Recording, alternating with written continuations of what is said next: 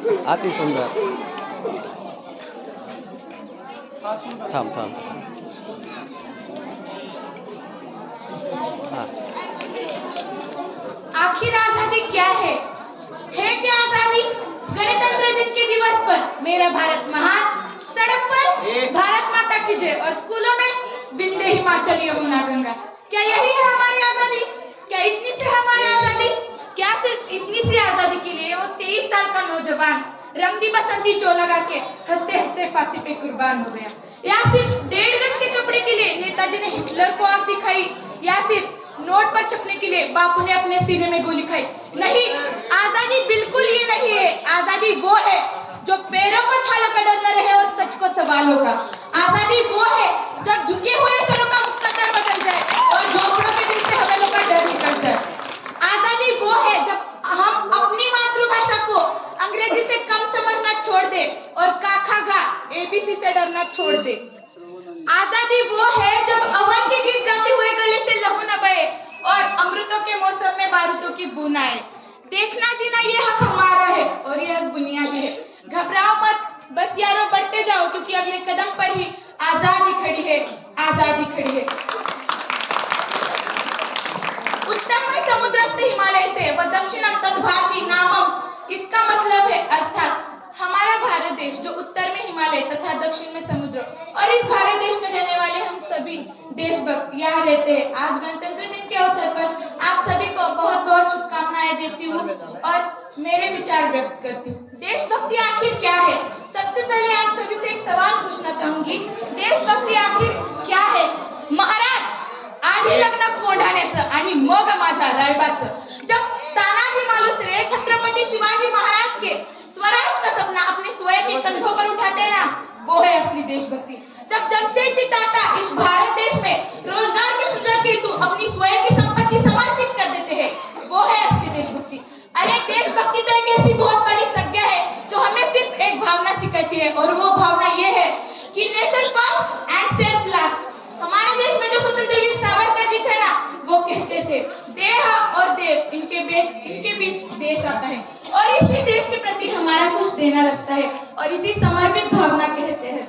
हमारे भारत देश के युवाओं ने, यानी कि तरुण पीढ़ी ने, युवाओं ने कोरोना काल में गली मोहल्ले के मजदूरों को भी खाना दिया। इतना ही नहीं तो हमारे आज के विद्यालय के छोटे छोटे बच्चे भी अपना कचरा सिर्फ कूड़ादान में फेंकते।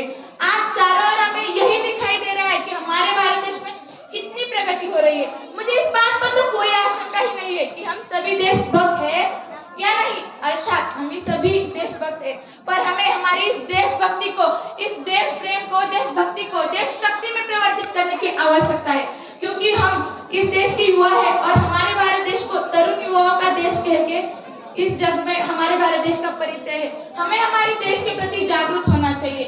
हमारे देश के पंतप्रधान नरेंद्र मोदी जी कहते हैं we want nation building and a people's movement, अर्थात राष्ट्र उत्थान के लिए हमें जन भागीदारी की आवश्यकता है।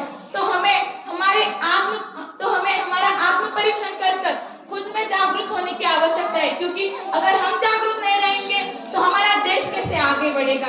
इतना ही नहीं तो दोस्तों, हमें इस ब्रह्मांड को, इस दुनिया को, इस जहां को ये बता देना चाहिए कि ब्रह्मांड जो सिर्फ सोच सकता है ना, वो हम कृति से करके दिखा सकते हैं। इसीलिए मैं कहना चाहूंगी कि हम चील है, ऊंची उड़ान के लिए बने हैं।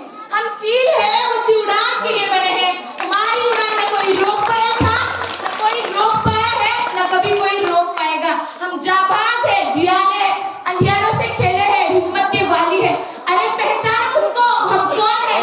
अगर हम खुद को ही नहीं पहचानेंगे तो दुनिया के खाक में पहचानेगी। हम ऐरे गोरे और कोई नहीं, हम हिंदुस्तानी है, हम हिंदुस्तानी।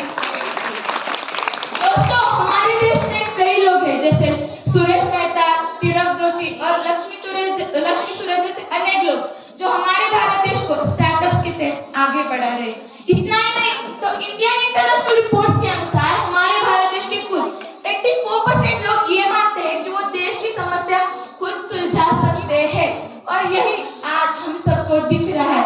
हम सभी अर्थात राष्ट्र उत्थान के लिए अपना कार्य कर ही रहे हैं, लेकिन इस देश की युवा पीढ़ी को जागरूक होने की आवश्यकता है। दोस्तों, आप सभी क्या जानते हैं हमारे राष्ट्र उत्थान के लिए हमारे खुद के प्रयत्न होना कितना आवश्यक है, कितना आवश्यक है? आप आप सभी को मैं ये बताना चाहूंगी कि हम भविष्य की ओर जब भी देखें तो ये तो महत्वपूर्ण है कि जिस राष्ट्र के पास पर्यावरण होगा वही राष्ट्र संपन्न होगा। तो हमें हमारे राष्ट्र के पर्यावरण के विषय जागरूक होने की आवश्यकता है, क्योंकि राष्ट्र उत्थान तो सिर्फ पर्यावरण निर्माण से ही हो सकता है। दोस्तों, बस 2 लफ्ज और आपसे मैं बस और 2 लफ्ज कहना चाहूंगी। आज इस भारत देश में हम अपनी स्वतंत्रता का आनंद मना रहे हैं उस जवान के बलिदान पर जिसके बलिदान के कारण आज हम यहाँ सुरक्षित खुद को महसूस पाते हैं। उस शहीद हुए जवान को मेरी ये श्रद्धांजलि अर्पण हो। जिस दिन आप शहीद हुए न जाने आपकी मां कैसे सोएगी। अजय, जिस दिन आप शहीद हुए न जाने आपकी मां कैसे सोई होगी। मैं तो बस इतना